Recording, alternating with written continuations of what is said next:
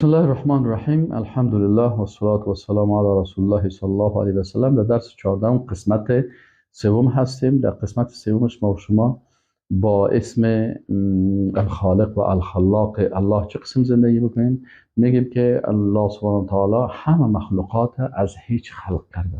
بنا ما عقیده داریم که او خالق متعال است که تمام مخلوقات وقتی که از عدم اذا اراد شیء ان یقول له کن فیکون، تمام از اینا الله خلق کرده. پس آسمان ها، زمین، انسان ها، حیوانات، جن ها، نباتات، یا کلش خالقش الله هست. به این شکل عقیده داریم. بنابراین هر نعمتی را که استفاده میکنیم، یک گلاس آب می نوشیم بسم الله، یعنی به نام الله میشیم. چرا؟ خالق زیاد الله هست. این الله خلق کرده. شکر الله را اگر اکسیژن میگیریم شکر الله را میکنیم.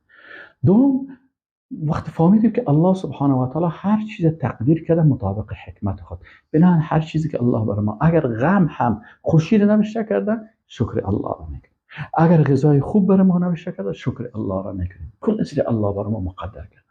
اگر کدام وقت غم و درد است او هم بر منفعت ماست، اگر مصیبت است او هم بر منفعت ما هست.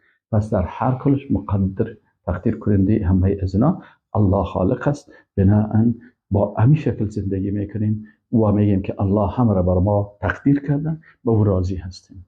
دیگه چه قسم زندگی میکنیم؟ الله خالق است، خلق کننده ما و خلق کننده تمام مخلوقات است. بنابراین او مستحق عبادت است.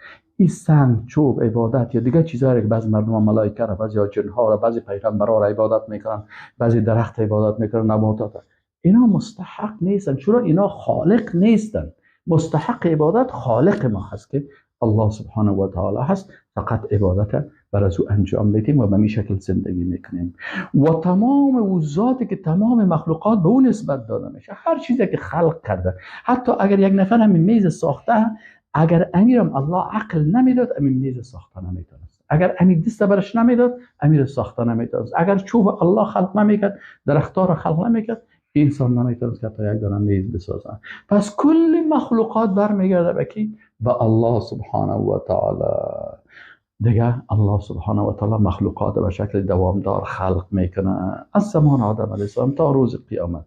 و دیگه الله سبحانه و تعالی مخلوقات با تمام کمیت و کیفیت و با تمام ذات با عظمت است.